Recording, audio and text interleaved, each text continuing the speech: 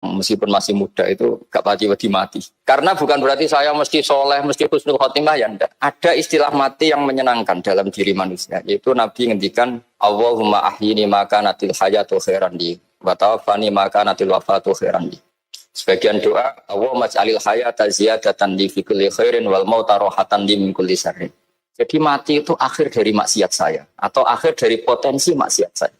Jika kata Sohibul Hikam, kamu harus percaya diri bisa selamanya tidak maksiat lagi. Orang kan tanya, masa manusia tidak bisa maksiat lagi? Ya bisa saja kamu pas taat terus mati, berarti sudah tidak bisa maksiat. Jadi ulama itu melihat mati itu akhir dari segala maksiat atau potensi maksiat. Ya, di sini hebatnya lagi-lagi GNU. Bohong fasik gendong kayak apa, kalau mati saya deh. Tombone menang kabeh, saya dia menang kabeh. Sesuai kayak ini saya nih, pun buatan sakit maling, buatan sakit korupsi. Oh gede saya ini. Itu satu ilmu yang luar biasa. Meskipun ya tentu agak ngawur. Tapi itu bagus. Secara ilmu bagus. Karena al-maut adalah rohatun min kulli syarr. Lagi-lagi yang menyelamatkan itu illa aliman atau muta'aliman. Proses belajar mengajar. Saya baca banyak tentang halal haram dalam kitab Imam Ghazali itu. Tak ulang berkali-kali. Saya itu dulu ya gak paham. Karena kitab paling susah di bab Imam Ghazali itu menurut saya kitabul halal wal haram. Termasuk bagaimana cara ngelola amwalus salatin yang terkenal korup, sementara menyumbang kamu sebagai jaizah, sebagai hadiah untuk para kiai atau untuk para guru. Itu perdebatannya ulama itu macam-macam. Ada yang bilang haram karena itu potensi haram, atau memang benar-benar haram. Ada yang bilang boleh, karena kalau yang pakai kamu untuk kebaikan, kali dipakai mereka ruwet. Kebetulan yang partai ini lebih besar Mas Nadif. Ya Alhamdulillah. Terus dikiaskan sama ghanimah. Lagi-lagi karena baca. Saya itu pernah ditanya seorang dosen di Jogja. Gus, saya ini muslim mulai kecil dan saya peneliti, saya pernah sekolah di mana-mana. Yang ganjil dari saya tentang Islam itu satu, yaitu ghanimah. Kok kayak Islam tuh rampok gitu ya. Perang sudah, orang kafir tuh kalah, hartanya diambil gini-gini. Ya ghanimah. Terus saya memberi analogi, kalau ada garong ke kamu, bawa senpi, bawa pedang, terus kamu mengalahkan garong itu, alat-alat itu kamu kembalikan apa kamu sita? Ya saya sita, nanti dipakai garong lagi. Ya kira-kira seperti itu. Kalau dikembalikan ke orang kafir, berarti menjadi kekuatan kekafiran lagi. Dan itu harbi. Dia baru nerima. Lagi-lagi ini barokahnya baca. Makanya saya diminta sama sini, ya saya tentu, karena bapak saya memang dulu ngaji sama Mbak Dola. Mbak saya itu terkenal wali, yang bapaknya bapak. Itu kalau kesini nyifati Mbak Dola pun satu. Nur situ mondok gini itu enggak apa-apa. Pondok elek lah, kiaimu wali. Zaman itu bapak itu di kamar kursi ya masih ada kakinya. Saya dulu sering dijak ke sini sama bapak. Jadi mbah saya itu terkenal wali dulu. Jadi mbah saya itu tirakat terus sampai kapundhut itu poso terus. Kebetulan cucunya agak niru. Saya tidak niru itu karena itu Gus Zaki. Memang disuruh tidak niru. Kata mbah saya kira usah tirakat, terus tak tirakatin. Gitu. Jadi saya, Mbah Mun juga gitu. Kowe haram tirakat, terus tak tirakat ya. Saya senang sekali. Tapi tua-tua kok mikir butuh. Nah, terus nirakati butuhku sopo. Jadi mulai jadi kiai betul Mas Nadif, saya ini sudah mulai mikir butuh. Karena saya ini termasuk orang yang kecelok alim yang enggak banyak orang menghormati karena sudah diramal sama mbah-mbah. Di dulu mbah saya Mbah Nur Sam itu, kakak saya itu SMP SMA, kakak saya yang kedua juga SMP SMA. Mbah saya itu Mbah Nur Sam itu yang nganterkan bapak ketika mondok sini itu, yang ikrar karo Badullah Wali Mbah Nur Sam, ahli tirakat, ahli puasa. Itu bilang Nur anak sing iki aja pondok, aja sekolah no. Sumben sing ngalim ku anak sing iki. Tidak saya hampir tamat SD sama mbah saya Tuban, mbah saya Narukan juga di Sabtu begitu. Singkat cerita sama Mondok Sarang. Mondok Sarang pertama langsung dikenal Mbah Mun, wong anak kiai jadi langsung dikenal. Didoni macam-macam terus jadi wong alim juga ada yang ngelem. Biasa aja untuk dongane sepuh-sepuh. Ya sebenarnya agak kecewa ya. Saya inginnya kan dianggap prestasi gitu, ternyata dianggap doanya orang-orang sepuh. Makanya kalau ini kita lagi ya rodok ya syukurlah sama Bang Mutamakin sama semuanya karena tadi kenapa saya harus cerita ini. Quran sendiri mengakui bahwa orang soleh itu diantara aturannya adalah dzurriyyatam ba'duha min ba'd. Meskipun Allah bisa bikin orang soleh dari mana saja, tapi yang legitimit itu memang dzurriyyatam ba'duha min ba'd. Dan kata dzurriyyah itu tasmalu auladal inas, kata Ibnu Hajar al-Asqalani, memasukkan turunan yang dari ibu. Meskipun tentu secara wali nikah atau secara disiplin nasab dari ibu itu tidak ngefek. Tapi dari segi fa'indal irqadassas bahwa sistem tubuh kita itu tetap ada gen dari seorang apa? Ibu. Sehingga banyak ulama tafsir mengatakan dzurriyyah itu tasmalu auladal inas. Dzurriyyah itu memasukkan turunan dari apa? Ibu. Bapak saya itu nasabnya nasab wali. Jadi babahnya itu suka tirakat, suka. Ibu itu nasab kiai. Jadi kalau bapak wiridan itu, kalau istiqomah itu disalahkan sama keluarga ibu. Istiqomah itu salah. Karena ijabul malam yajib, mewajibkan sesuatu yang tidak wajib. Itu masalah secara ilmiah. Mbak Mun itu sering kritik kalau ada pondok kok wajib puasa, wajib merawat itu sering kritik. Itu secara fikih bahaya. Ijabul malam yajib, mewajibkan sesuatu yang tidak wajib. Dan itu kriminal dalam bab fikih. Betul itu, sama cari di Sulam Taufik. Babnya itu ngeri, ijabul malam yajib itu tidak dihitung minal kabair. Dicari sendiri itu di bab Sulam Taufik. Tidak perlu saya sebut, itu parah betul malah cara menfonis Abdullah bin Husain bin Thohir di Sulam Taufik. Ijabul malam yajib. Tapi pondok-pondok yang tirakat tidak kurang dalih. Niki buatan majibaken, melatih. Majibaken tapi napa? Nah, silsilah dari keluarga ibu itu suka ilmu. Sehingga Abdullah bin Mas'ud itu tiap hari itu mensweeping orang yang sering duha. Kalau ada orang duha istiqomah itu disweeping. Awas, harus seminggu sekali, nggak boleh tiap hari. Masa sholat fardu kamu saingi sholat duha? Nggak boleh, fardu tersaingi. Itu Abdullah bin Masyur, sama cari di Al-Khunyah itu. Sayyidah Aisyah, kalau ada orang duha tiap hari dimarahin. Dan itu secara konstitusi ilmu benar, karena Nabi Qiyamul Lail Ramadan itu hanya 4 hari yang dibangun. Lainnya itu enggak. Khasyata ayyufrodo alaihim, kalau dalam surah takut dianggap fardu. Akhirnya istiqomah itu masalah di keluarga saya yang dari ibu. Nah kebetulan kita ini suka ada istiqomah, akhirnya ya seperti ini. Tapi ini ilmu harus kita bicarakan. Tapi yang istiqomah, Bapak itu pengagum Badullah. Bapak itu suka sama istiqomah. Karena punya guru dulu Ki Zubedi istiqomah, Badullah istiqomah. Tapi jangan kira Badullah itu hanya istiqomah. Saya punya sanad banyak. Mungkin Gus Zaki lebih tahu. Sering saya diceritakan Bapak. Badullah itu anak ambek wong fase teman-teman itu rapati cocok. Senajan to majib no fase. Tak takok iki ngopo. Empuk nak ke fase darane wong awam untuk ganjaran. Mergo macane Quran gak fase. Padahal untuk ganjaran mergo seneng Quran. Jadi, terus tak takoki Bapak, niku saged damel syarat mboten? Ya ora kena, pokoke ngono. Jadi gue ngekrori.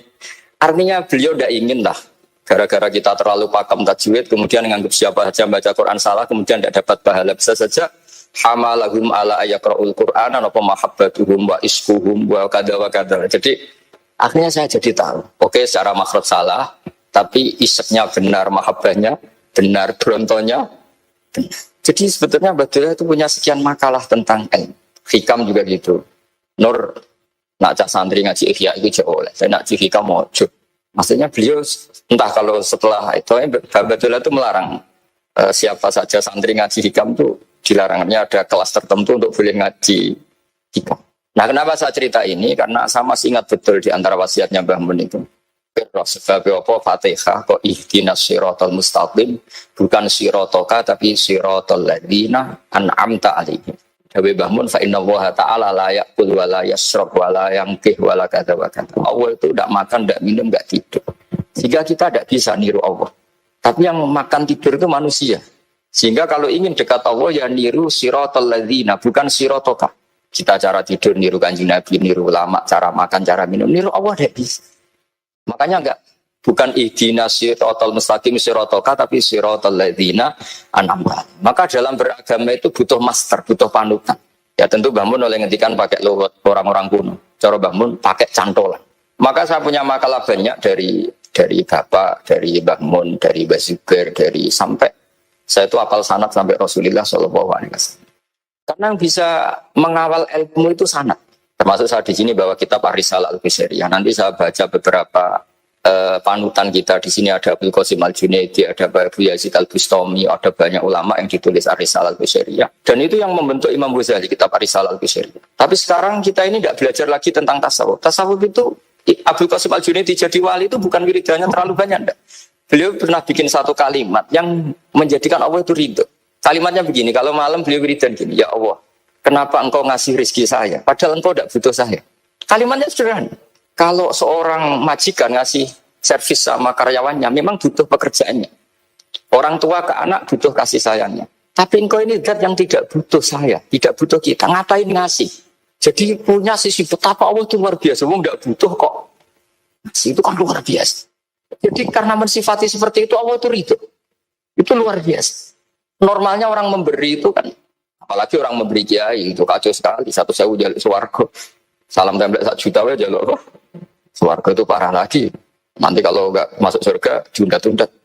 Itu ngeri lagi itu. 1 juta minta apa? Surga. Sayyidina Ali itu diantara sebabnya beliau dekat Allah itu karena muamalahnya sama Allah itu benar. Di antara muamalah itu yang diriwayatkan di kitab Risalah itu syariah adalah masyhur itu.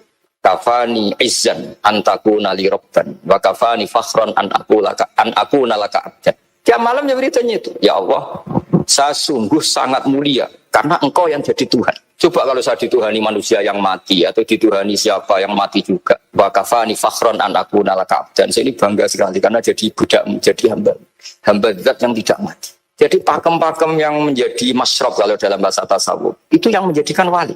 Sehingga yang dikatakan ibadah itu apa? Ma'rifatullah. Mengenali Allah secara benar. Jadi jangan kira wali-wali dulu terus terlalu istiqomah, ada juga. Mereka punya pakem yang menjadikan Allah itu ridho. Saya beri contoh nih di sini banyak makalah nanti saya beberapa baca tabarruk. Banyak riwayat dari orang-orang sufi. Nabi Ibrahim itu pernah ketemu orang Majusi. Beliau terkenal sakhiyat. Ketika ketemu orang Majusi, ya Ibrahim saya ini sehari saja ngasih makan saya. Kamu kan tukang ngasih makan orang. Terus, ya tapi bisarti antus 5, kamu harus Islam. Pekehnya Nabi Ibrahim adalah, kalau saya menolong dia berarti nolong orang kafir.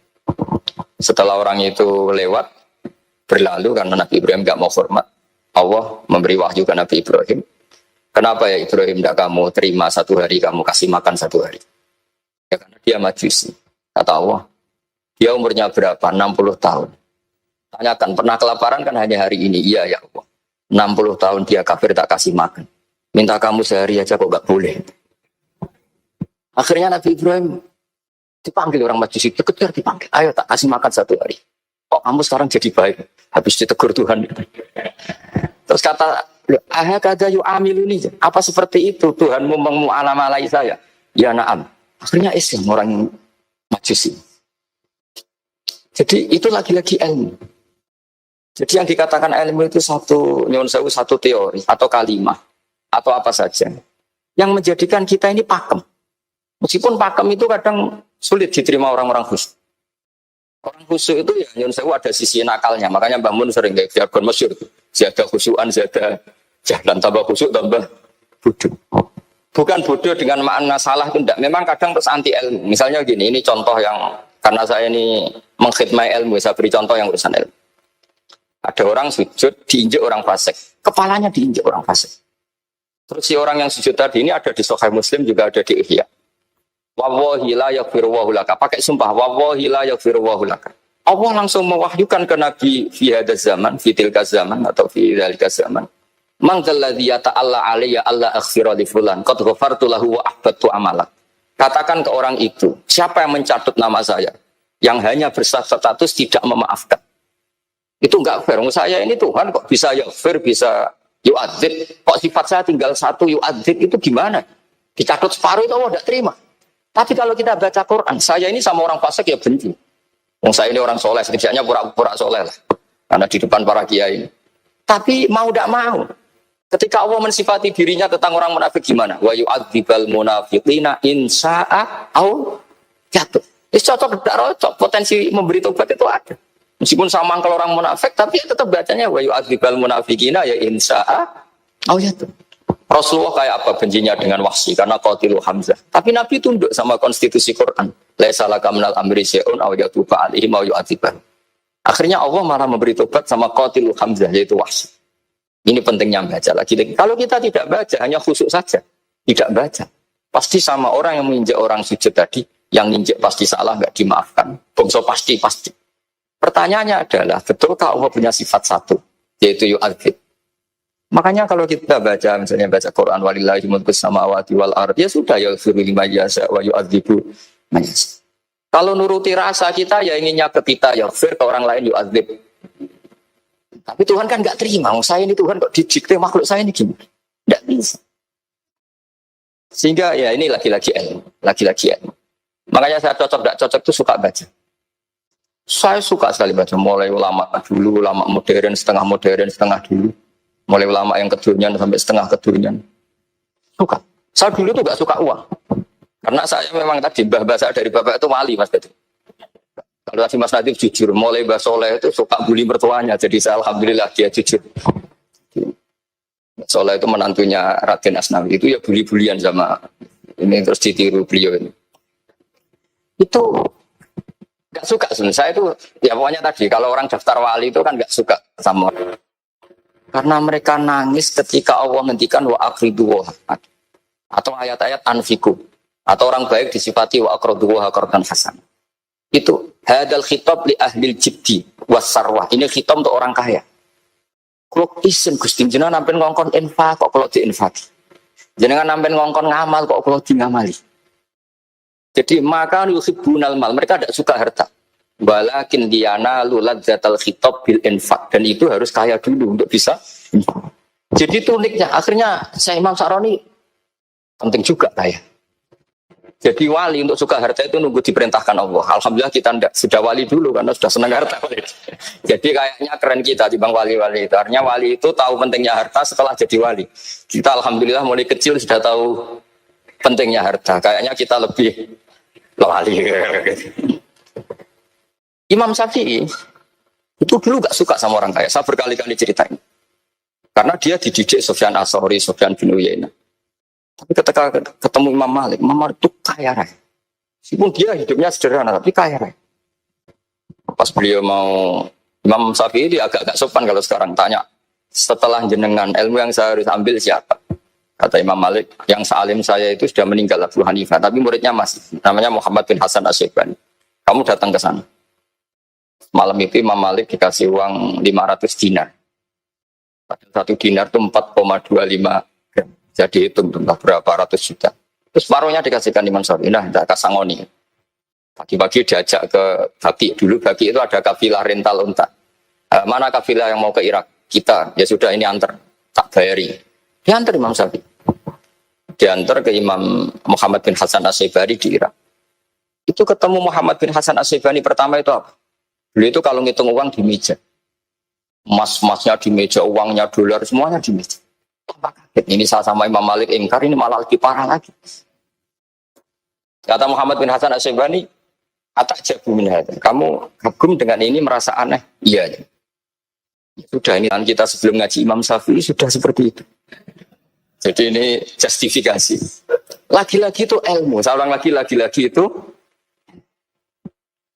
Akhirnya saya baca kitabnya Imam Sa'roni namanya Al-Minanul Kubro.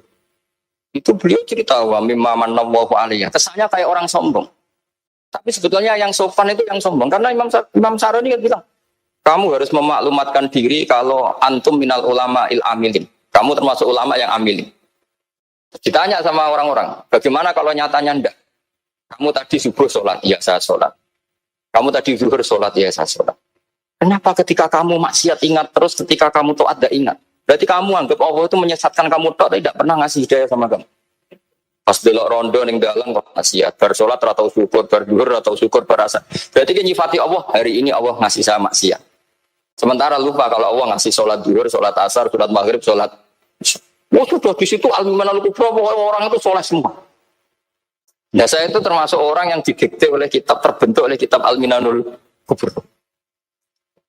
Jadi di situ hidup itu enak semua. Makanya saya itu masih ingat dialeknya dua orang alim. Nggak perlu saya sebut, ini agak sensitif. Karena ceritanya itu ada anaknya Kiai mau nyalet. Karena dia anaknya Kiai tanya, Mbah, dalilnya nopo nanti yang kepengen jadi jabatan, mencari jabatan itu sah. Kalau yang jawab tak sebut nggak apa-apa namanya. Jawabnya Mbah Mun, oleh gak apa-apa. Nabi Yusuf juga boleh jabatan. Terus beliau baca qalat alni ala khuzainil ardi ini khafifun alim. Nabi Yusuf juga boleh jabatan ya. Didebat sama orang alim. Itu Nabi Yusuf syariatnya itu mansukhoh bi syariati Rasulullah Muhammad sallallahu alaihi wasallam. Setelah tamunya pulang, Mbah Mun dibantah gitu dari Mbah Mun gini bilang, guys, anut kiai wae oleh apa meneh anut Nabi. Sama singkat kalimatnya. Anut kiai wae oleh apa meneh anut. Artinya Nabi Yusuf kan minta jabatan ij'alni ala khuzainil. Jadi akhirnya semenjak itu fikih-fikih ilmu tadi saya ulang lagi. Akhirnya saya cari, termasuk saya di guru Bangun. Cek golekno dalile nak wong soleh kok oleh jabat. Katanya wong dalil kok diorder saya sempat. Ternyata saya cari-cari ya tadi am yahsudunan nasa alama atahum wa min fadlih faqad ataina ala Ibrahim alkitab wal hikmata wa atainahum mulkan azim. Keluarga Nabi Ibrahim di antara sifat yang disebutkan Allah adalah dikasih mulkan azim. Sebab itu akhirnya kiai Indonesia itu mazhabnya Safiyah semua. Politik ya kerso, jabat ya kerso, proposal ya kerso. Saya ini, maksud saya ini yang menyelamatkan ilmu. Kalau orang khusyuk pasti gedeng. Kiai kok kirim proposal, kiai kok para pejabat. Tapi orang ilmu setuju. Nah saya nggak tahu setujunya itu bawaan ilmu apa bawaan nafsu tadi itu yang mulai saya data. Nah kalau saya kan bawaan ilmu saya baca. Itu bedanya saya dengan Mas Nadif jadi bawaan baca. Karena kemarin saya dibully habis-habisan di Kudus. Saya tidak punya kesempatan bicara di menantunya Neng Muah ya. Wah ini kurang ajar betul orang ini kata saya. Tapi saya nyari sisi positifnya. Kalau saya dibully kan saya madlum. Orang madlum gampang jadi wali. Yang dia bully berarti zalim ya sudah berarti wali saya. Nah supaya dia juga wali sekarang tak bully supaya impas. Jadi ini nolong beliau. Jadi saya 22 hari itu kalau habis subuh ke rumah sakit. Tapi kalau asar pulang ngajar. Ya begitu terus.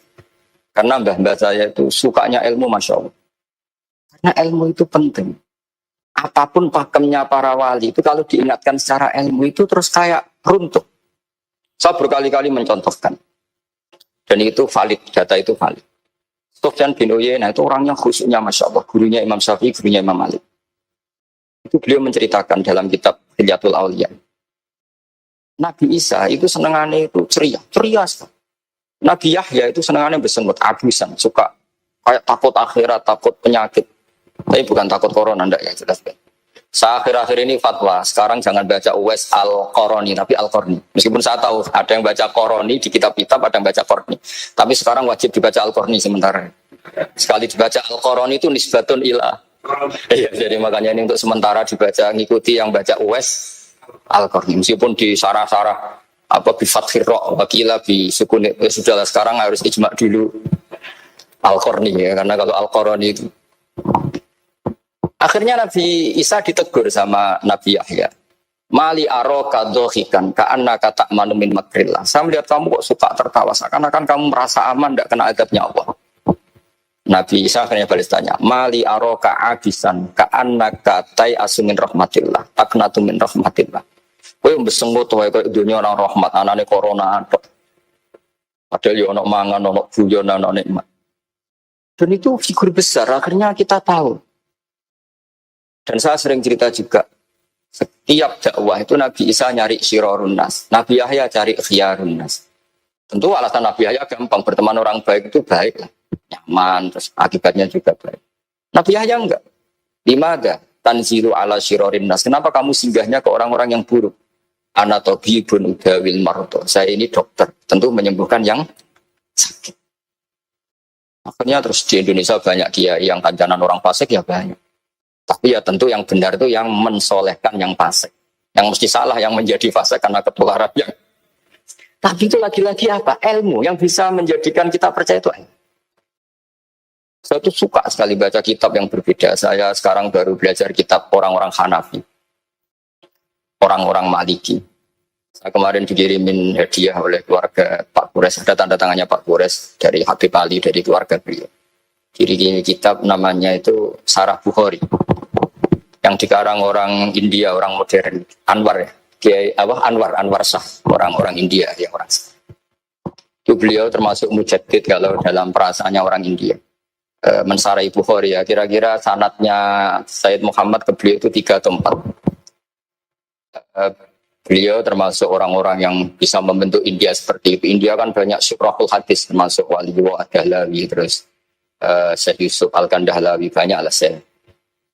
Itu beliau cerita di kitab-kitab itu bahwa ilmu itu harus diungkapkan. Terus beliau cerita banyak tentang kewalian. Sampai dalam cerita kewalian itu unik. Dan terus kayak jadi wali itu gampang sekali. Ya diantaranya itu wali itu mau modal rasido. Sab'atun yudhilluhum wa fi dhillihi wa la dhilla illa dhilluh. Itu diantaranya itu. Wa rajulun da'athu imra'atun datu jamalin wa mansibin faqala inni akhafu. Mau modal gak sibuk. Wis dijak wong ayu menarik muni ra gelem. Modal ra gelem iku iso dadi wah. Nah, masalah kita ora digelemi lah itu masalah. Jadi gampang sekali dalam kitab Al-Minanul Kubra. Dan kalau baca itu enak. Misalnya gini, tentu masa lalu kita yang buruk itu tidak diceritakan orang lain. Dan itu kadang karena gengsi. Tapi kalau melihat hadisnya Nabi itu gampang sekali. Kullu ummati mu'afan ilal mujahirin. Umatku semua itu dimaafkan. Kecuali yang memperlihatkan salah. Harus bilang gitu, pinter sekali. Pernah ranking sekali. Sudah nggak apa-apa itu. Meskipun dengan makna yang lugawi ya. Saya dulu ikhlas. Kan Nyon Sewu saya ini sering diparani orang yang mau tobat tercerita. Saya dulu sering main perempuan, sering mabuk. Tapi sekarang saya mau tobat gini-gini. Karena ini orang awam, tak terima. Tapi saya bilang gini, kamu jangan cerita ke anak kamu. Dia cerita, tapi kan saya harus jujur. Karena ilmunya dia baru, kalau jujur itu penting. Gitu. Terus pokoknya menurut kula ora oleh cerita. Pokoknya ora oleh cerita. Ya guys, oke. Setelah itu saya nyari-nyari sarah. Termasuk kitab itu. Kok bisa orang yang tidak mujahirin, orang yang menutupi salahnya malah dimaafkan, yang cerita jujur pernah salah malah tidak. Sangat bener. Misalnya seorang bapak cerita, cuma mau disini nak pacaran tak ambung.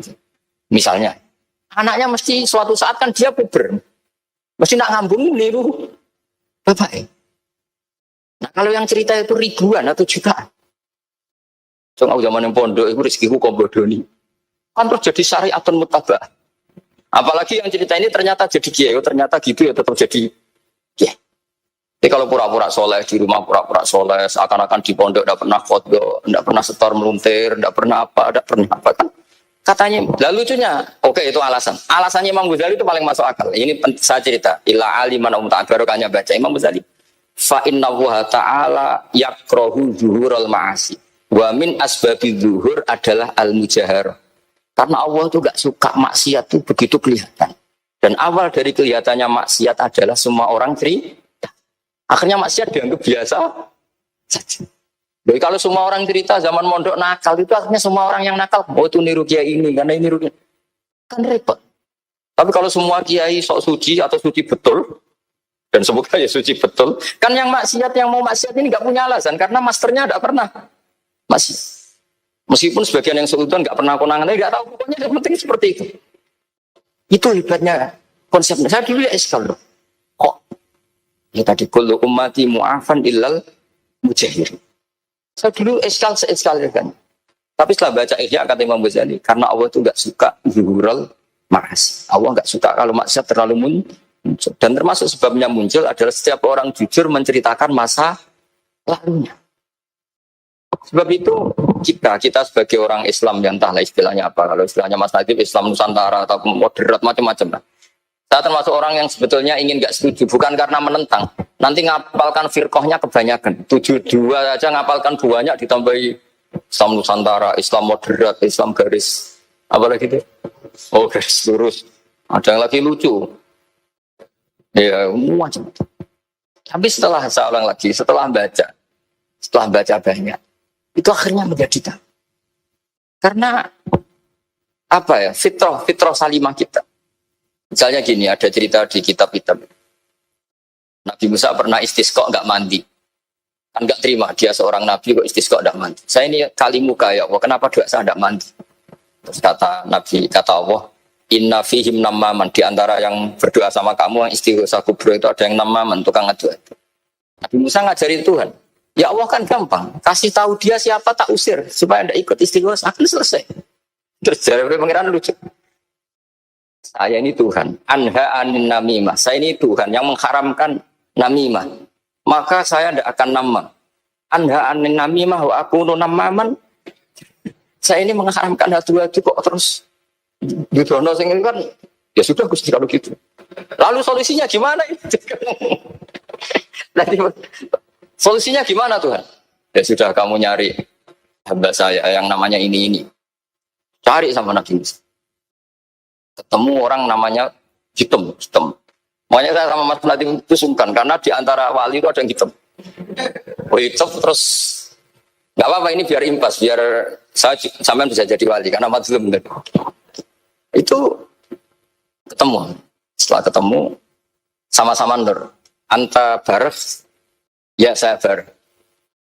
Anta Musa, ya saya Musa. Kenapa kamu tahu? Dikasih tahu Allah. Ini karena sama satu nabi, satu wali. Saya ini mau istisqa gak mandi, tapi sama Allah disuruh minta doa sama kamu. Itu doanya tuh ngawur sekali, bukan sekedar ngawur, ngawur. Ya Allah, apa engkau sudah tidak punya stok air sehingga tidak ada hujan gitu? Apa angin-angin sudah tidak nurut sama jenengan sehingga tidak bisa menghalau awan untuk menurunkan hujan? Maka ada Musa ajab kisah itu di semua kitab. Musa hampir saja jotos, dianggap doa yang tidak sopan. Tapi kata Allah, la tadribhu ya Musa fa innahu adhakani fil yaumi salasa marrat. Dia bisa bikin senyum saya sampai 3 kali kan. Lu soal mereka maksiatuhum la tadruka. Maksiat mereka itu tidak ngefek ke engkau kok jenengan pertimbangkan. Maksiatuhum la tadruka. Ya, akhirnya langsung hujan. Jadi kadang doa itu ada yang ngawur. Maksiatuhum. Nah, makanya saya itu kadang berani berdoa Indonesia aman. Secara fikih ya kadang kok agak ono popo sing maksiat meneh. Kadang ya mikir. Ya nak sing taat meneh, tapi kok nak ono popo sing maksiat. Saya pernah ketika Jogja sering gempa itu pernah mau berdoa. Ya Allah semoga bebas dari gempa. Tapi terus saya mikir, memang kalau nggak ada gempa ya yang sholat aman. Tapi yang maksiat juga. Daripada menggurui Allah sudahlah, tidak berani berdoa. Saya sudah. Gusti ini dunia jenengan pun terserah jenengan. Tapi saya sebagai orang Muslim sing apian kan ya kepengen arham linnas. Boleh dalil lu kangelan. Tapi gara-gara baca kibarek tadi, maksiatuhum la tadurruka. Maksiat mereka itu tidak bahaya bagi kita. Pun Gusti rasa kakean pertimbangan pun udan mawon. Udan langsung. Lagi-lagi karena baca. Termasuk di Al-Minanul Kubra itu ada cerita tentang Nabi Isa. Cerita itu tidak hoax, ini kata Imam Sa'roni. Ada orang itu perajin sepatu, perajin sandal. Ya Allah, engkau itu bilang butuh sandal ukuran berapa, nanti tak bikinkan. Engkau bilang kendaraan kamu apa, nanti saya yang fasilitasi ada ini. Pakaiannya kalau dames. Apa? Pokoknya saya ingin khidmah sama jenengan. Nabi Isa yang terkenal baik itu, ya paham mabibat sih, hampir saja dibukut. Kata Allah, jangan Isa. Dia muji saya sesuai yang dia ketahui. Lagi-lagi baca. Jadi tidak bisa kita mengadili orang lain, ini kalimat ini tasbih wa bil khalqi, itu tidak bisa, tidak segampang itu. Kecuali yang ngomong orang-orang Mu'tazilah atau orang-orang Khawarij, mungkin kita lawan karena berdasar ilmu. Kena lugu rusak. Karena orang lugu itu gimana? Seperti Ahmad ditanya, kamu mukminah? Terus dites sama Nabi, aina Allah? Pak Asyarat ila sama. Allah di langit. Coba kalau kamu tauhidkan, Allah la yakhullu fi makanin. Berarti kan masalah itu karena Allah laisa kamitslihi. Saya juga pernah diprotes kiai, kenapa ada istilah senyum, istilah susah. Padahal Allah enggak pernah susah. Tak tanya gitu. Saya kan sering bilang Allah susah, Allah apa. Gus, kok gitu? Padahal Allah kan enggak pernah. Kamu hafal Quran? Enggak. Ya sudah. Baca aja ayat falamma asafu nantaqamna minhu.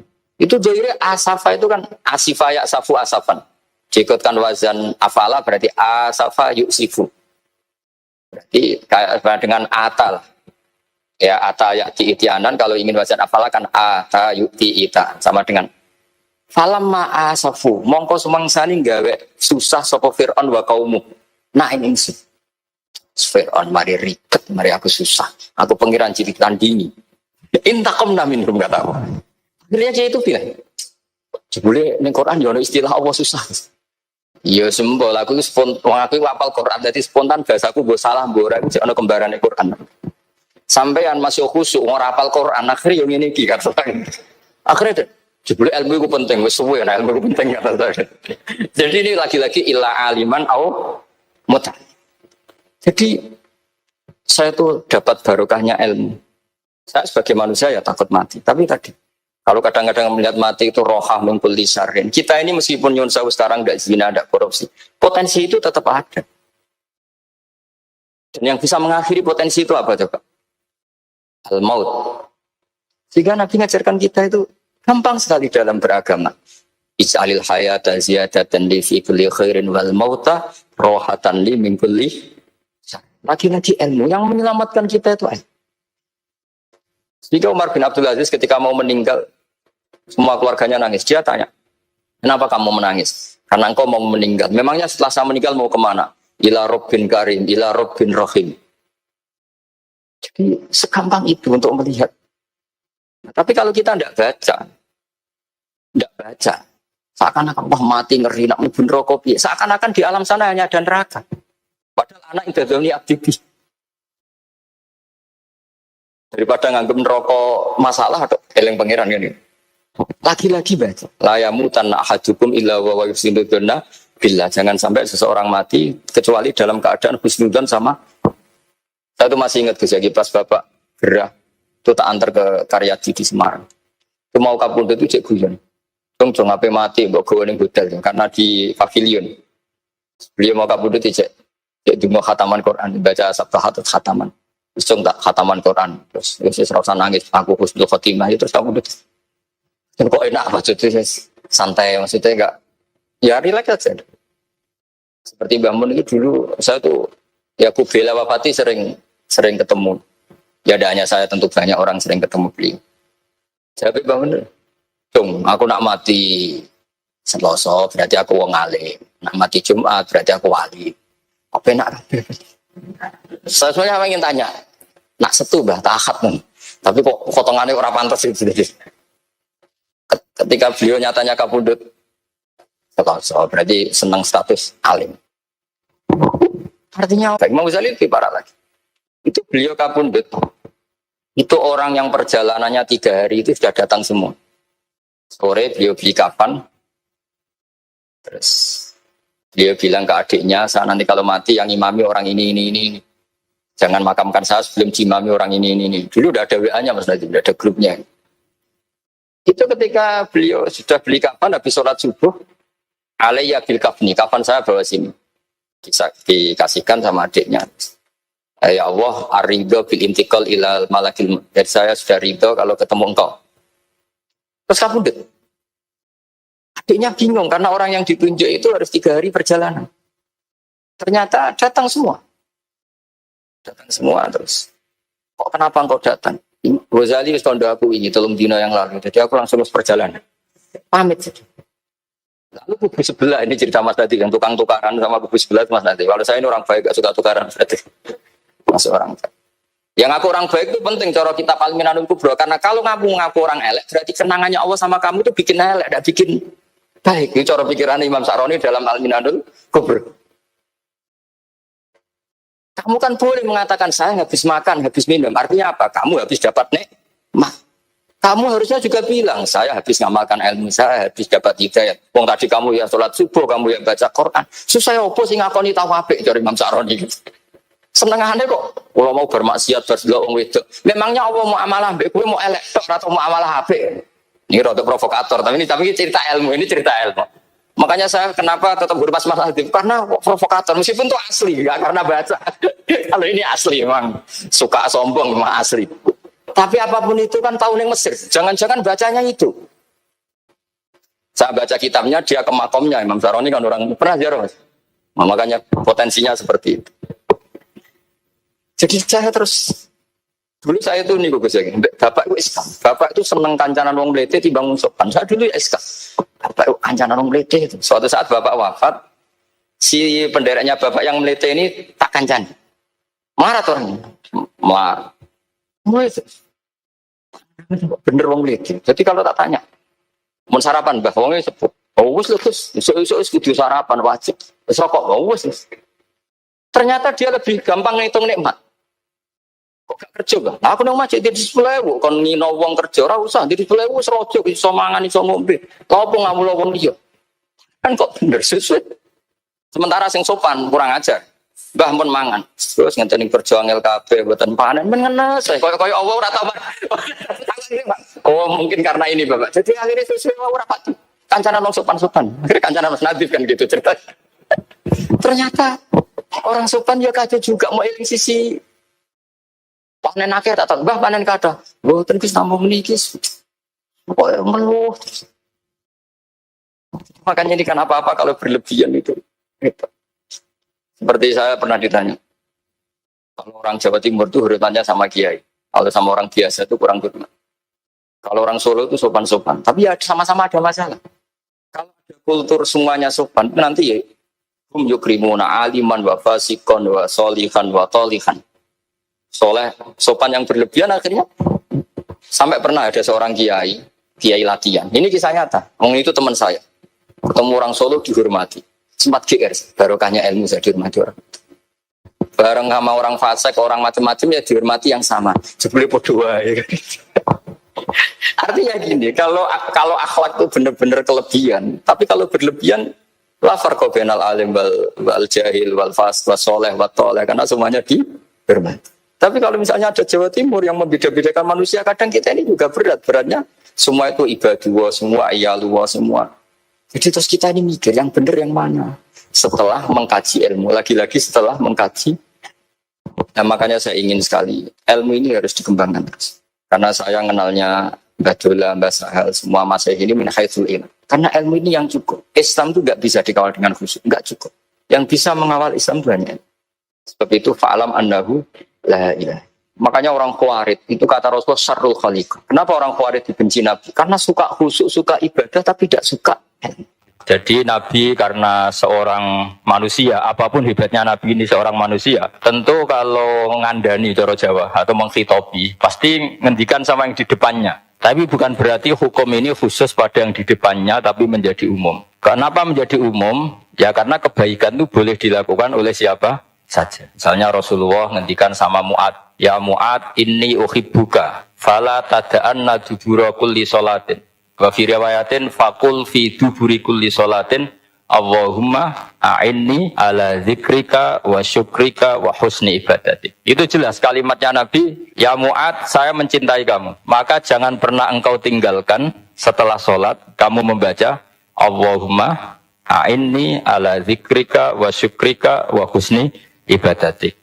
Ya Allah, tolonglah kami supaya selalu mengingat Engkau, ala dzikrika, dan mensyukuri nikmat Engkau, dan tolong kami selalu beribadah kepada Engkau. Lalu kalau melihat asbabil wurud, kalau dalam ilmu hadis biasanya disebut asbabil wurud, kalau dalam ilmu Quran disebut asbabil nuzul, tentu yang didhawuhi itu ya Mu'ad. Tapi Anda tidak boleh begini, saya tidak wiridan itu, yang disuruh Nabi kan Mu'ad, saya kan tidak Mu'ad. Itu tidak boleh seperti itu. Makanya kita tidak boleh terlalu tekstual, karena tadi resikonya Anda tidak mengikuti kaidah al-ibratu bi umumil lafzi la bi khususi sabab. Sebab itu saya tadi di kantor rektorat ya Pak Ordas ya. Bilang nanti untuk kajian yang di kantor rektorat pakai kitab Syajaratul Ma'arif, karena kitab itu juga yang sekarang dalam proses penerjemahan saya dengan Pak Quraisyab di PSI, yang di sini pakai kitab Etkon. Nanti mulai bulan depan karena saya dipaksa untuk meneruskan. Ini sudah kayak Tuhan saja maksa-maksa. Itu pakai kitab Etkon. Nanti babnya tak kasih yang mendesak untuk diketahui. Termasuk apa? Al-ibratu bi umumil lafzi la bi khususis. Sehingga di Quran misalnya begini, ada cerita begini. Nabi Isa itu bilang begini, saya ini siapa? Saya ini adalah orang, kata Nabi Isa, wa ja'alani mubarakan ainama kuntu. Saya adalah orang yang di mana-mana itu memberi berkah. Memberi manfaat kepada siapa saja. Itu jelas tentang Nabi Isa. Tapi oleh ulama dikasih judul yang umum. Babu nafil ibad bikullil bilad. Bab bahwa seseorang harus bermanfaat hidup di mana saja, kapan saja. Meskipun itu Allah cerita tentang Nabi Isa. Tidak bisa kamu bilang itu kan Isa, saya kan tidak Isa. Tidak bisa seperti itu. Isa adalah ibaratun an ahlil khairi. Isa adalah figur orang baik. Tentu yang dilakukan baik. Tentu kebaikan boleh ditiru siapa. Jadi sehingga nanti pada akhirnya nama-nama yang disebut Allah di Quran itu kalau nama orang baik tentu kita boleh ikut. Paham ya? Kalau nama orang buruk tentu kita tidak boleh ikut.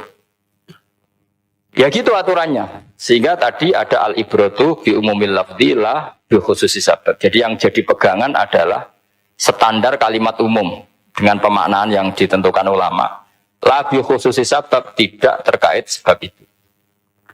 Misalnya yang paling masyhur tentu dalam hadis Madinah itu kira-kira kan utaranya Mekah ya Pak. Kira-kira ya, utaranya Mekah apa selatannya? Utaranya kayak. utaranya. Dulu penduduk Madinah itu kalau bikin kloset itu, pokoknya kalau qada'ul hajat itu menghadap ke utara atau selatan. Terus kata Rasulullah, kalau kamu sedang qada'il hajat, sedang buang kotoran tuh jangan menghadap Ka'bah, juga jangan membelakangi Ka'bah. Itu Nabi redaksinya unik. Walakin syarriku aw gharibu. Tetapi kamu menghadap barat atau menghadap timur. Itu semua riwayat walakin syarriku Al-Gharibu, tapi kamu menghadap barat atau timur. Nah, artinya apa? Kata syariku Al-Gharibu adalah binisbat di ahli Madinah. Karena orang Madinah posisinya di utara Mekah. Sehingga kalau menghadap utara atau selatan berarti menghadap Ka'bah atau membelakangi Ka'bah. Dan itu tidak boleh dalam proses qada'il hajat, masbak kotoran. Terus Nabi memerintahkan menghadaplah ke barat atau ke timur. Nah, al-ibratu bi'umil lafzi la bi khususi sabab juga direvisi oleh ulama begini, kecuali sebab itu ada ilat. Maka kalau demikian yang dimenangkan ilatnya bukan teknya. Saya ulang lagi, yang dimenangkan ilatnya bukan teknya. Kayak tadi, di hadis itu kan Nabi ngintikan apa? Tetapi menghadaplah barat atau menghadap ke timur. Tentu orang Indonesia malah kalau itu kebalikannya.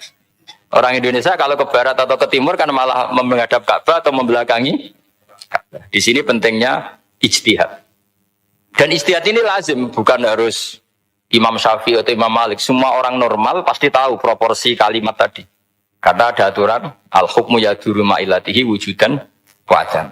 Itu seterusnya. Ini penting saya utarakan. Sehingga ketika Rasulullah sedekah dengan dinar dikasihkan fakir miskin atau dirham dikasihkan fakir miskin, pikirannya ulama adalah sedekah dengan mata uang yang berlaku saat itu. Tidak selalu ditetapkan dinar atau dirham.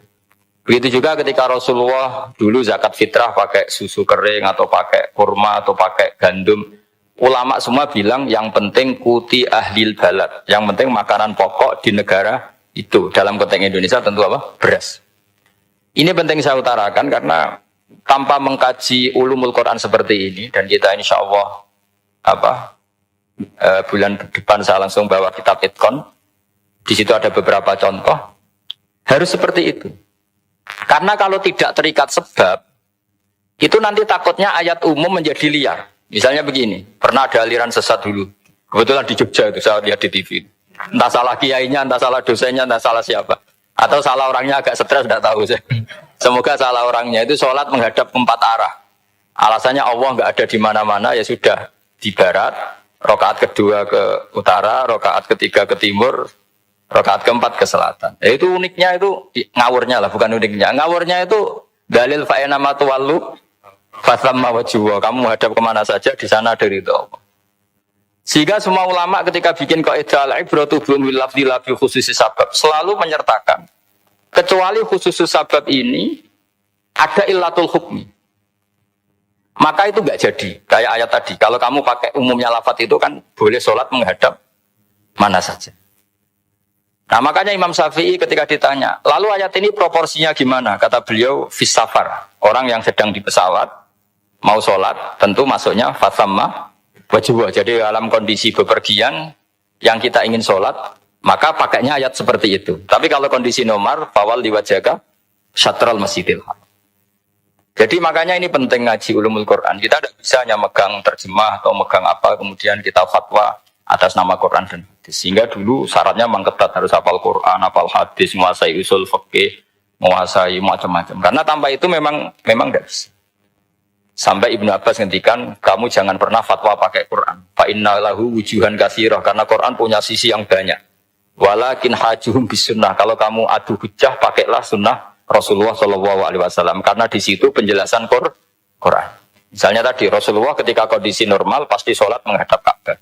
Jadi kalau bepergian nanti unta, kata riwayat-riwayat, ainama tawajjahat bihi rakhilatuh. Kemana saja posisi unta menghadap. Ada ulama yang berpendapat itu khusus sholat sunat. Kalau sholat fardu dalam kondisi ada punya mobil harus berhenti. Ini madzhab Syafi'i.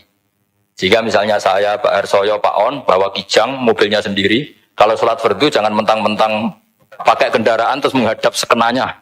Kalau mau ke Banyuwangi berarti menghadap ke timur. Itu yang boleh hanya sholat sunat. Kalau sholat fardu harus berhenti. Karena kijang ini dalam kendali Anda.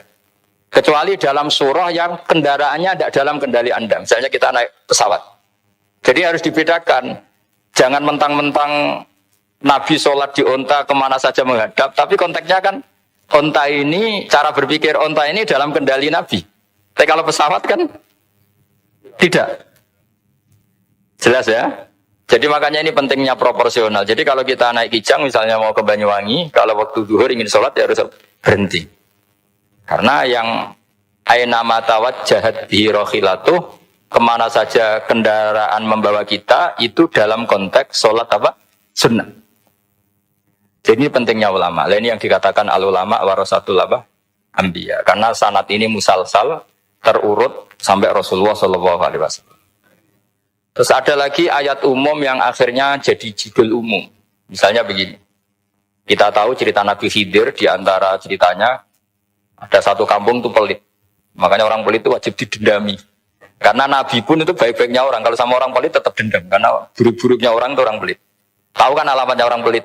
Qoribun minan nar, ya dekat-dekat neraka itu kata-kata. Kalau al-bakhil qoribun minan nar, ba'idun minal jannah.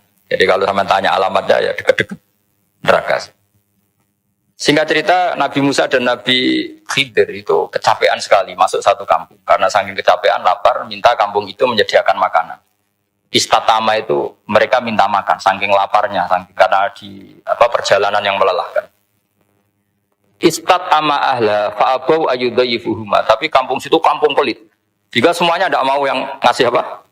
Makan. Tapi pas mau keluar dari kampung, ada tembok, ada kayak prasasti itu, yang mau roboh. Yang mau apa? Roboh. Terus sama Nabi Khidir, tembok yang mau roboh ini ditata. Ditata jadi baik lagi. Nabi Musa kata Nabi Musa, kok kurang pegawaian mau medit, pagri bu urusi. Jadi makanya dendam sama orang meditnya agak sunat.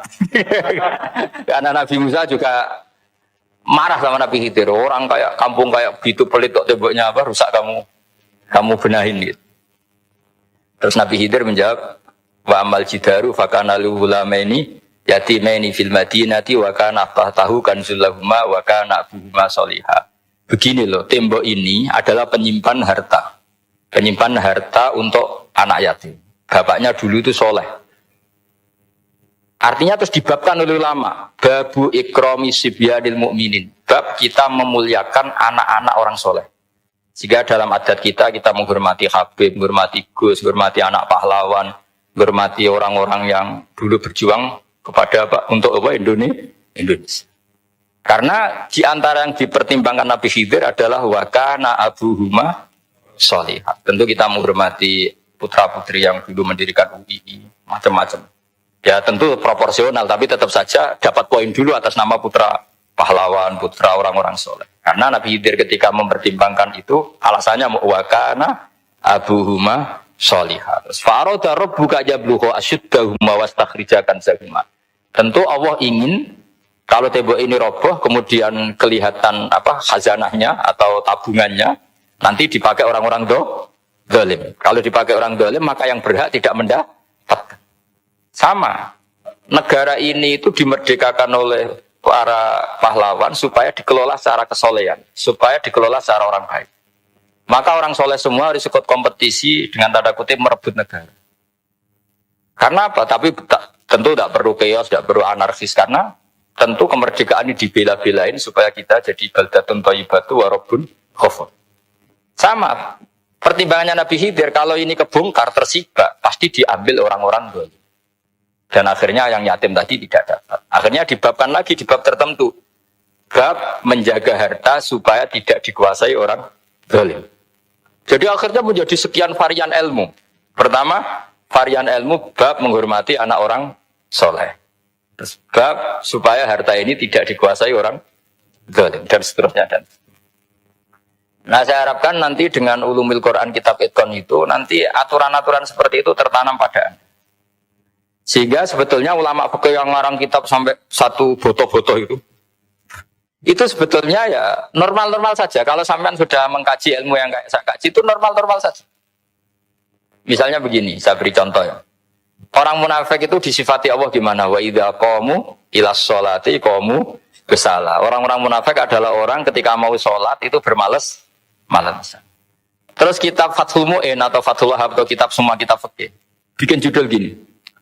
Saya masih ingat takbirnya. Wa yusannu nasyatun di sholatin. Disunatkan kalau sholat itu ketok gumrigah, ketok semangat.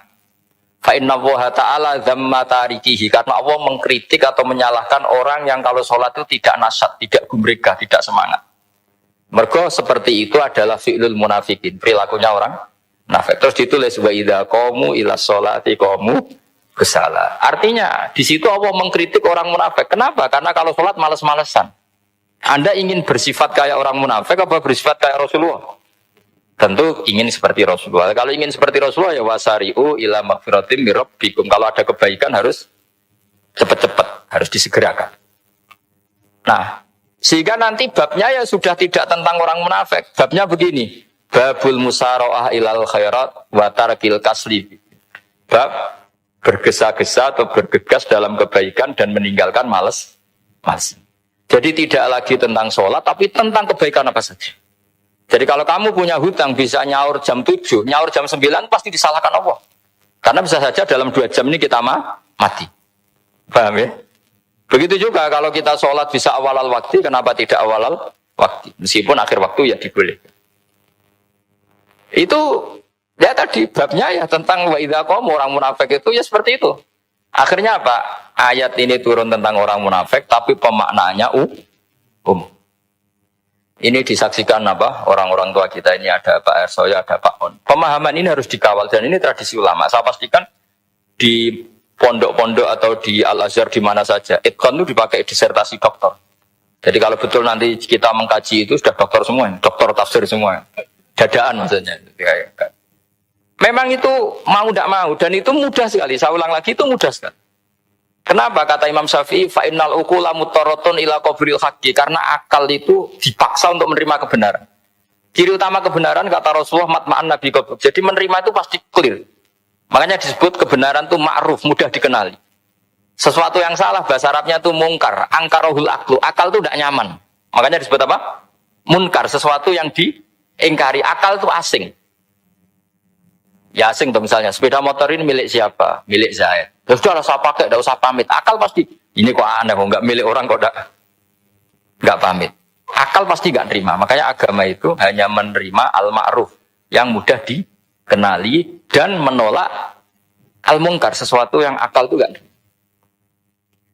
Jadi Imam Bukhari ketika ditanya, kenapa kamu salim itu bisa mensarai sanad-sanad Rasulullah? Kata beliau, kalau kamu akalnya normal itu ya tolaknya orang bisu. Orang bisu itu orang nggak bisa ngomong tuh kalau bahasa Jogja. Bisu ya? Bisu. Bisu itu cerita bab sah tolaknya orang akhros. Ternyata apa? Sekian riwayat yang dipakai itu begini. Ana wa kafilul yatim kahataini fil jannah. Nabi pernah ngendikan saya dan yang merawat anak yatim kahataini fil jannah. Wa asyara bi musabbihatihi wal wusta. Pokoknya Nabi ngendikan begini. Paham ya? Maksudnya apa? Betapa yang merawat anak yatim itu sangat dekat dengan apa? Dekat dengan Nabi di apa? Surga. Terus hadisnya berikutnya, asyahru hakada pakai tangan 10, ahakada wa hakada wa hakada berarti 30. Asyahru hakada wa hakada wa hakada berarti berapa? 29. Terus berikutnya hadis Aisyah sholat lama, terus ditanya orang di tengah-tengah sholat, Aisyah kenapa sholat lama? Fa'asyarat nahwas sama. Kemudian Aisyah memberi isyarah nahwas sama. Ternyata saat itu gerhana apa? Mata. Itu surahul hadis bingung semua. Ini cerita tolaknya orang bisusah kok ngelantur kemana-mana. Ternyata maksudnya Bukhari begini, maksudnya Imam Bukhari. Penjelasan yang namanya tolak itu kan sihot.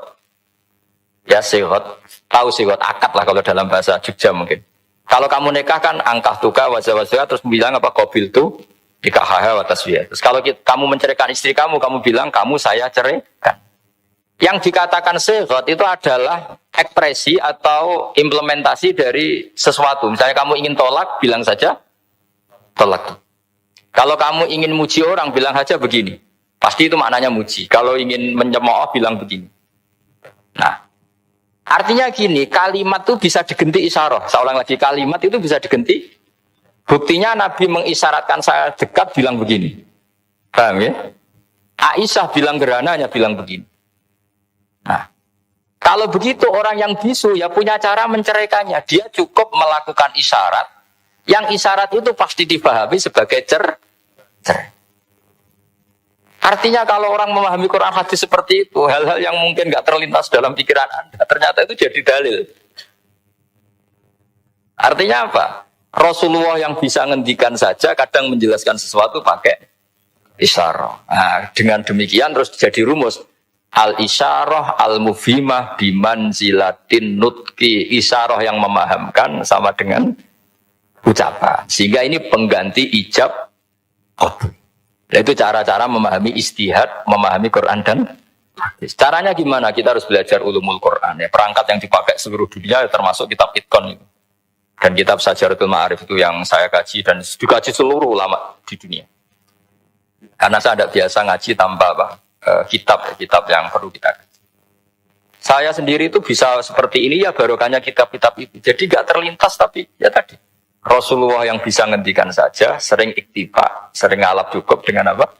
Isyarah. Oh kalau gitu berarti al-isyarah biman silatin nutki.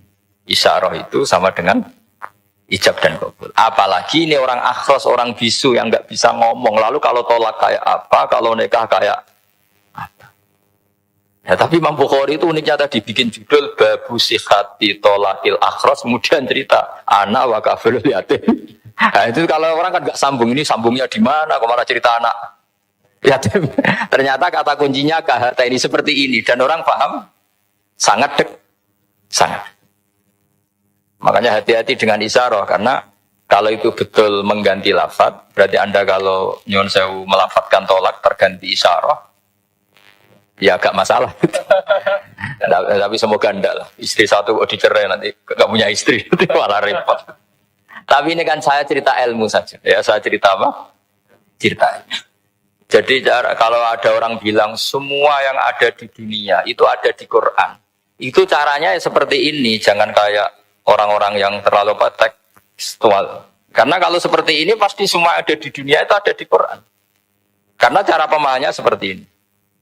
Saya sering ditanya kenapa bumi ada likuifaksi macam-macam. Memang dari Quran bayangannya Quran seperti itu. Amin tuman fis sama ayyaksifa bikumul ardo fa idahiyya tamur. Memang dari awal Allah bikin bumi ini potensinya malah likuifaksi. Potensinya itu melumer. Tamur itu memang maknanya melumer. Dan ketika Allah nyifati bumi wal ardi dzati sod pun maknanya pecah. Dan Allah tidak sekedar mengatakan pecah, dzati sod sifat dasar bumi itu mudah pecah.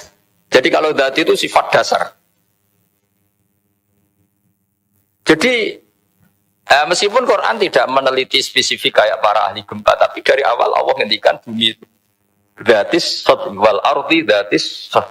Bumi adalah berkarakter pecah.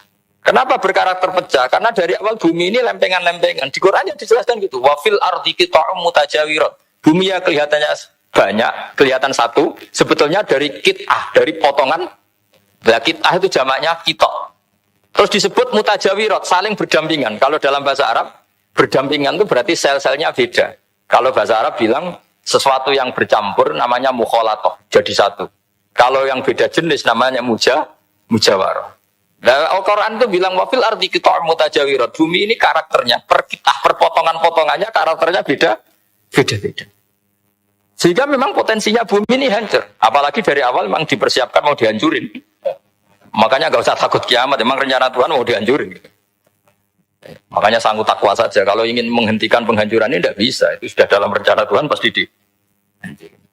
Makanya kalau orang sufi ditanya, kenapa tidak bangun rumah? Tuhan aja mau rencana ngancurin bumi, kok rumah tak tata nanti juga hancur. Tapi kalau di Islam kota saya ngomong gitu kan dia kata, wah ini orang nggak jelas ini. Padahal yang kedonyan itu yang nggak jelas sebetulnya. Tapi ini saya cerita, jadi supaya UII ya, yang didirikan ulama-ulama. Saya masih ingat ketika Profesor Zaini cerita, Pak Zaini saya ini kan kiai, saya tidak punya gelar apa kok. Jangan minta bantuan ini. Katanya Pak Zaini dulu UI ya didirikan banyak kiai dan sebagian pendirinya juga gak punya gelar katanya. Gitu. Tapi mendingan gak punya gelar manfaat daripada punya gelar gak manfaat. Malah problem. Tapi ya nggak masalah. Sudah ada manfaat, tidak punya gelar, malah repot lagi. Sudah cara berpikir gitu saja. Sudah ini. Pokoknya penting semuanya baik apa saja.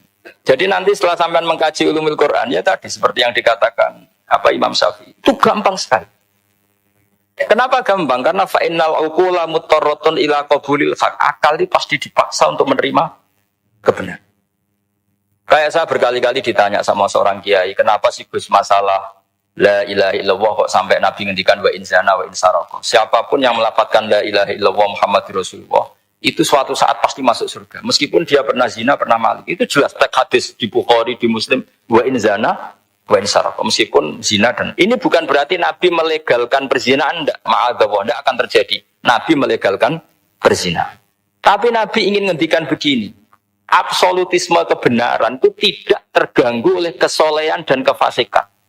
Karena kebenaran absolut siapapun akan ngomong seperti itu. Saya berkali-kali nyontohkan, Rektor Al-Azhar akan bilang 1 tambah 1, 2. Lonte ya bilang 2, koruptor ya bilang 2, KPK ya bilang 2, 01 ya bilang 2, 02 ya bilang 2. Karena absolutisme kebenaran. Dan Nabi itu ingin mengatakan bahwa Allah Tuhan ini kebenaran sejati. Sehingga siapapun yang melafadzkan sah. Jika orang yang kafir 70 tahun sekali melafadzkan syahadat, sah. Tidak usah begini. Pak kafir, soleh dulu ya beberapa tahun gitu.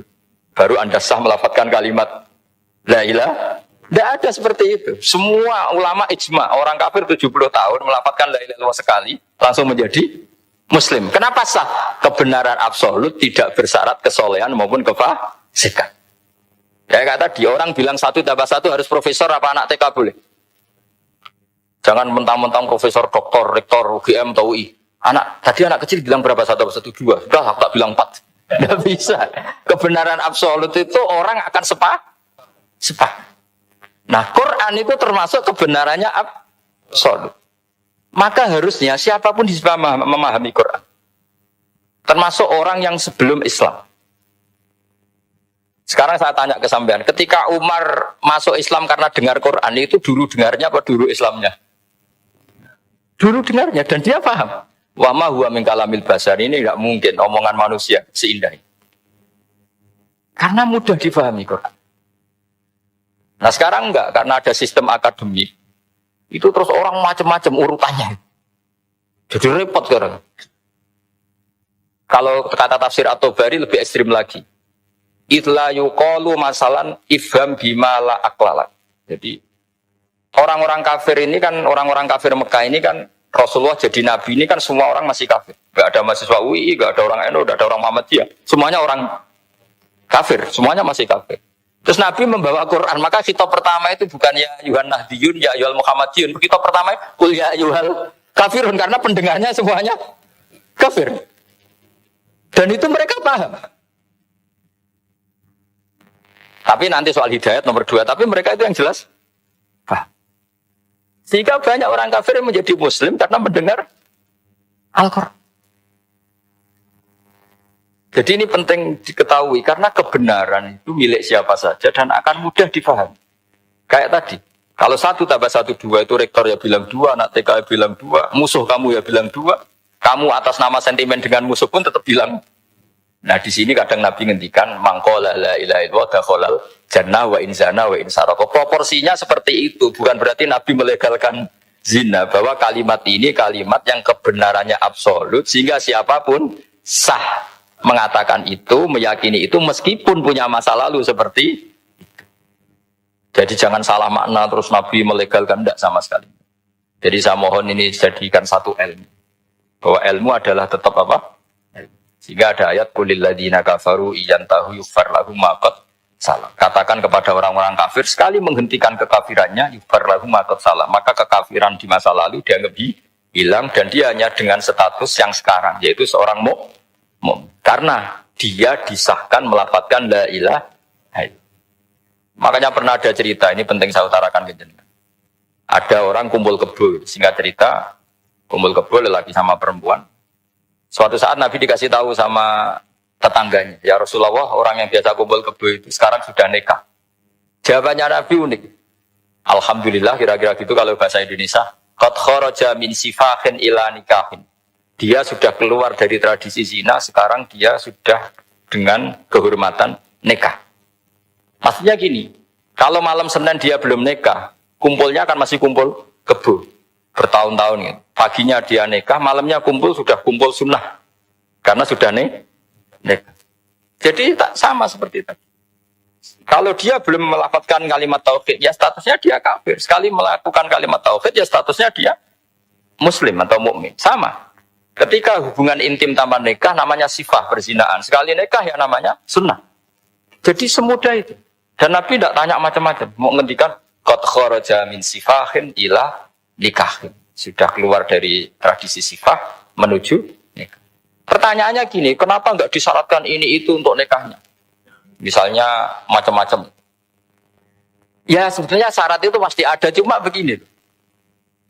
Orang yang ingin menghentikan keburukannya harus kamu katakan sah sekarang juga. Karena kita mengesahkan penghentian keburu. Jangan lalu orang yang mau tobat malah dipersulit. Jadi misalnya la ilaha illallah, kamu belajar makhraj dulu. Bila bilangnya la benar. Belajar bahasa Arab dulu. Ya kacau. Apalagi saya persiapkan seremonialnya dulu. Nanti di masjid disoting. Supaya satu Indonesia tahu yang Islamkan saya. Itu kayaknya yang engkek malah repot lagi. Ini penting saya utarakan supaya clear. Jadi saya ulang lagi. Al-ibratu bi umumil lafzi la bi khusus sabab. Allah ya enggak apa-apa cerita Nabi Musa, cerita Nabi Isa, cerita. Misalnya begini, bolehkah orang soleh itu jadi raja? Jawabannya harus bilang boleh. Karena Allah pernah menfigurkan tokoh soleh yang bernama Sulaiman dan Daud. Dan beliau adalah raja. Ketika Imam Syafi'i ditanya, bolehkah orang Islam tidak kawin? Ya asal dia ada zina ya boleh. Karena Allah menyebut hamba yang soleh dan sebagian mereka tidak nikah. Yaitu Nabi Yahya dan Nabi Isa. Yaitu wasayyida wa hasura wa nabiyya minas sholihin. Jadi cara berpikir Imam Syafi'i gampang. Bagaimana hukumnya orang Islam yang enggak nikah padahal dia tapi asal enggak zina loh ya. Ya jawabannya ya boleh. Karena Allah mensifati Nabi Yahya dan Isa dengan status hasur. Tidak apa? Nih.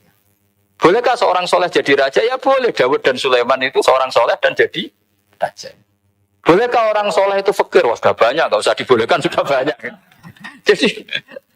Jadi gampang sekali Quran di depan ahlinya itu. Jadi kalau Imam Syafi'i ditanya, fa inna wa ta'ala dzakara abdan sholihan wa qala wa sayyida wa hasura wa nabiyyam minas sholihin. Ternyata ini orang yang ditanya, apakah boleh orang soleh itu jadi politikus, jadi pejabat? Ya boleh saja. Faqad ataina ala Ibrahim al-kitab wal hikmata wa atainahum mulkan azim. Jadi ini yang boleh bukan sekedar Ibrahim. Padahal di ayat itu tentang ala Ibrahim. Cara berpikir ya tadi, ternyata kesalehan tidak mengganggu jabatan. Ya tentu ya maksudnya untuk kesalehan juga. Jika agama ini kamu. Makanya kalau ada yang tanya, bagaimana perempuan punya aktivitas? Ya jawabannya asal kebenaran ya boleh. Allah cerita Bilqis dan itu raja perempuan. Di hadis banyak ketakapan Aisyah memimpin, macam-macam. Jadi gampang saja. Nah, kenapa sekarang banyak orang berdebat tentang Quran dan nyuwun sewu sampai pada level gontok-gontokan ekstrim? Karena mereka nggak mau belajar ulumul Quran. Kegiatannya debat, tukaran. Yang bingung kita, yang waras ngalah lah kira-kira gitu. Ini nggak pernah ngaji Quran, gegernya. Ya kacau. Ada ulumul Quran, jadi yang namanya kitab Al-Itqan. Dan itu dibukukan oleh ulama. Dan gampang sekali.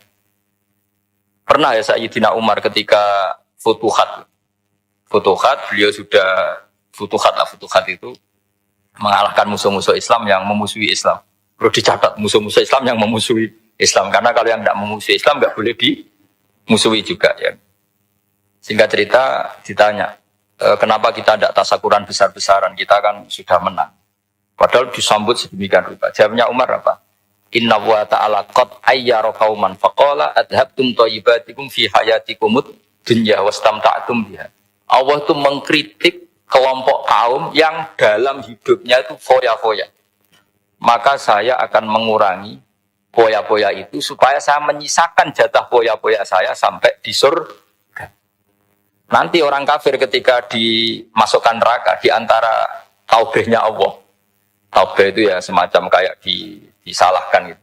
Adhabtum thayyibatikum fi hayatikumud dunya, jatah-jatah kenikmatan kamu, salah kamu habiskan di dunia. Sehingga kita harus pernah pas enak-enak tidur tahajud, wiling-wilingan ngurangi jatah. Sayyidah Aisyah tuh cantik sekali, tapi sudah turu mujur di depan Nabi, Nabi tetap sholat. Kalau sampai istrinya tidak cantik saja, tidak pernah tahajud. Itu masalah besar. Itu Aisyah itu kenangannya Aisyah. Saya ini kurang cantiknya. Sampai Nabi kalau sholat udah tidur di depannya, masyhur. Wa ana mu'taridotun. Saya tidur malang di depan. Nabi kalau berdiri sikilnya aku tak dojorno. Kalau Nabi mau sujud tak ingkretno. Nabi terus saja tahajud. Dan saya yakin itu sunnah, tidak ada yang niru itu. Aisyah loh, bukan yang Saudah, Aisyah. Di semua riwayat itu, kalau Saudah kan mungkin, wah pantesan Saudah kan gitu. Ini Aisyah. Terus ada cerita lagi, betapa Rasulullah memang Nabi betul. Aisyah itu istrinya paling cantik. Kan yang nyanyi cantik itu hanya Aisyah, Zainab sama Sofia. Kira-kira rivalnya itu. Ya rivalnya itu, kira-kira. Ya sebagian ya cantik tapi enggak sekelas ini. Rasulullah itu malam-malam keluar. Terus pikiran Aisyah, pasti ke sebagian rival saya. Doroh itu maru. Dibuntuti sama Aisyah. Nabi enggak tahu kalau dibuntuti Aisyah. Ini hadis riwayat doa masuk kuburan. Maka, jadi hadis itu ya unik. Kalau enggak di tangan ulama itu jadi kacau. Babu doa li ahlil kubur. Bab mendoakan ahli kubur itu babnya itu tentang cemburu. Walhasil karena Nabi keluar, wah ini mesti enggak benar ini. Paling ke Sofia atau ke ya pokoknya Zainab yang cantik-cantik. Ditututi sama siapa Aisyah. Nabi enggak tahu itu. Ternyata Nabi itu kebaki. Kebaki itu assalamualaikum warahmatullahi mu'minin wa inna insyaallah bikum lahiqun. Jadi barokahnya cemburu, hadis itu ada rawinya. Oh, ternyata ke kuburan tuh. Itu sampai pulang jadi hadis itu diriwayatkan Aisyah. Ghirtu itu cemburu, saya ini cemburu sama Nabi. Malam-malam keluar, tak tutup itu juga mau kuburan. Lah, sahabatnya tanya muridnya Aisyah, lalu baca apa? Assalamualaikum warahmatullahi mu'minin wa inna insyaallah bikum lahiqun. Kalau sampean kan enggak dibuntuti tok bar tenan. Mesti barbaran. Jadi ini penting saya utarakan. Jadi cobalah ulumul Quran dikaji secara baik. Insya Allah nanti maknanya Quran itu mudah. Karena memang sesuatu itu harus ada ilmu. Ya sesuatu itu harus ada. Banyak ulama itu nangis karena mudah memahami rahmat Allah. Abu Yazid Al-Bustami itu jadi wali bukan karena banyak wiridannya. Enggak. Dia setiap makan itu memuji begini. Ya Allah, engkau itu tidak butuh saya. Tapi kenapa ngasih makan saya? Kalau majikan ngasih makan karyawannya kan supaya mau kerja. Semua kebaikan manusia itu pasti ada imbalannya. Tapi engkau itu tidak butuh apa-apa. Kenapa ngasih nikmat kepada manusia padahal engkau tidak butuh? Itu kan aneh betul. Kalau apapun ikhlasnya orang, kalau ngasih itu kan ada maunya. Meskipun sudah bilang ikhlas. Oh sudah, tapi kalau Allah itu tidak butuh. Misalnya ada orang nyumbang masjid ikhlas. Tetap di hatinya. Kena Jumatan Pak Quran yang dinti. Tetap ada kepentingannya. Tapi kalau Allah sehingga cara mensifati Allah itu luar biasa. Makanya orang jadi wali itu diantara kata Rasulullah, Inna woha la yardu anil abdi idha akalal aklah fayahmadu alaiha au yashrba syarbah fayahmadu alaiha. Allah itu sangat ridho. Orang jadi wali itu kan diridani Allah. Allah itu sangat ridho kalau seseorang makan kemudian dia muji Allah. Coba apa hebatnya Donald Trump kalau nggak makan ya lemes mati. Apa hebatnya presiden seluruh dunia kalau nggak makan ya lemes mati. Orang yang katanya paling top di dunia, itu nak gak makan kangkung nyatanya ya lemes. Hebatnya di mana? Yang kita puji-puji hebat, ternyata kalau nggak makan itu lemes. Pak Rektor nggak makan lemes, apalagi Pak Onel nggak makan lemes. Hebatnya apa coba? Nah, terus kelihatan wa khuliqal insanu dhaifa. Makanya ketika Allah mengingatkan orang yang menyembah Isa, Allah hanya menghentikan gini, karena yakulani to'am. Isa dan ibunya itu makan. Maksudnya kalau nggak makan itu ya kamu kebayang nggak punya Tuhan terus, Pak Tuhan jangan lemes, monggo darian. Apa malunya kita punya Tuhan kalau nggak makan apa? Lemes. Terus nanti cerita, alhamdulillah tadi Tuhan mampir sini. Tadi lemes lah tak kasih makan, bergas lagi. Makanya orang kritiknya mesti ada. Karena yakulani to'am. Kok kamu Tuhan kan gimana? Ini kalau nggak makan itu. Tapi kita sering keliru mengatakan Presiden Amerika itu super power hebat. Hebatnya di mana seorang manusia? Kalau nggak makan ya. Ini makanya Allah ngendikan wa khuliqal insanu dhaif. Sehingga banyak para wali itu dekat Allah ketika makan. Bukan apa karena tadi makannya itu Tidak kayak sampai ada makan, banyak lahap, sebagainya udah gitu. Itu tidak setiap makan, ya Allah betapa lemahnya saya. Yang katanya rektor, yang katanya profesor, katanya orang alim, kiai, katanya pengurus NU, pengurus Muhammadiyah. Ternyata kalau tidak makan, lemes. Kerennya di mana lemes? Sehingga terus tawadu, terus macam-macam. Jadi ini penting. Jadi Allah mengingatkan manusia itu dengan makan. Makanya Nabi Rasulullah ngendikan, Allah itu sangat ridho seseorang yang setiap makan muji Allah. Tapi sekarang orang makan tuh banyak yang enggak menjiwai. Karena ada aturannya sebetulnya ngunyahnya sampai sekian kali. Ya, tapi sekarang kan sudah ada seperti itu. Makanya sekarang wali sudah enggak banyak. Pendaftarnya juga sudah ada banyak. Apalagi orang-orang intelek itu sudah agak tertarik daftar wali. Memangnya kalau sudah jadi wali dapat uang malah repot lagi kalau seperti itu. Tapi ini saya cerita orisinilnya ilmu Quran. Ketika Allah mengkritik Isa itu hanya ketika dituhankan maksudnya. Itu hanya dengan kalimat kana yakulan itu Isa dan ibunya sama-sama. Dan ketika Allah memuja Rasulullah SAW dan para nabi, itu pujaannya itu aneh. Wa ma arsalna qablaka minal mursalin illa innahum la yakuluna ta'ama wa yamshuna bil aswaq. Saya tidak pernah menugaskan para rasul kecuali mereka itu ya makan dan jalan-jalan di pasar. Saya sampai sekarang hampir tiap minggu itu jalan-jalan ke pasar sama anak. Meskipun saya di Rembang betul kayak gede itu, tetap biasa saya jalan-jalan ke pasar. Karena apa? Kata Rasulullah Muhammad, Isa itu sampai dituhankan, itu gara-gara jarang makan. Terus orang memitoskan macam-macam. Rasulullah itu kalau makan itu di depan umum, sering di luar rumah. Supaya kelihatan kalau beliau itu Jadi makannya Nabi adalah nafyun li uluhiyati. Perlu dicatat Nabi Muhammad jadi Nabi setelah dengan tanda kutip tragedi Isa dituhankan. Karena Rasulullah jadi Nabi setelah tragedi Isa dituhankan, maka sisi manusianya itu diperlihatkan. Sampai kalau makan tuh di depan umum. Tapi enggak marung di KFC, enggak ada dari wajah itu. Di depan umum. Nah, karena kepentingannya itu sehingga makannya Nabi ini ibadah yang luar biasa karena menunjukkan sisi kemanusiaan yang akan aman, tidak akan dituhankan. Paham ya? Sama.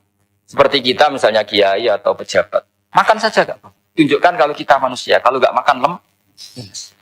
Dan kalau itu terus dalam hati kita, insya Allah kita orang yang mengimani wa khuliqal insanu dha'ifa. Apa manusia itu lemah. Nah, tapi kita sekarang enggak. Kalau kita jadi rektor enggak bisa mengendalikan satu kampus, jadi kiai bisa mengendalikan umat. Pikirannya itu kayak Fir'aun. Dan di antara kesalahan Fir'aun adalah faqala ana rabbukumul a'la, bahwa saya bisa mengendalikan kalian semua. Maka dalam ilmu tasawuf yang pertama harus dihilangkan adalah sifat anani. Bahwa karena saya. Tapi kalau orang mau jadi wali atau orang dekat Allah, kenapa saya sering menyebut kata wali? Sebenarnya khazanah wali itu ada di Quran. Ala inna awliya Allahi la khaufun alaihim wa lahum yahzanun. Cuma orang kota senangnya bakas intelektual. Wong desa senangnya bakas wali. Akhirnya banyak orang yang enggak wali modus pura-pura wali terus nipu orang. Jadi sama-sama ada korban. Yang intelektual juga sama. Seakan-akan lebih intelek dibanding wali ini. Makanya saya supaya bahasa intelektual ya ada di Quran, maksudnya terjemahannya ada, bahasa wali juga apa? Dan kadang orang jadi wali itu melakukan hal-hal yang kecil. Yaitu merasa doif saat apa? Makan. Merasa doif saat. Karena tadi, paling mudah menafikan ketuhanan seseorang adalah nyatanya kalau nggak makan lemes. Paling mudah mendoifkan manusia yang katanya presiden superpower pun kalau nggak makan lemes. Apa artinya kehebatan manusia yang sehatnya bergantung nasi satu mangkok? Kerennya di mana coba?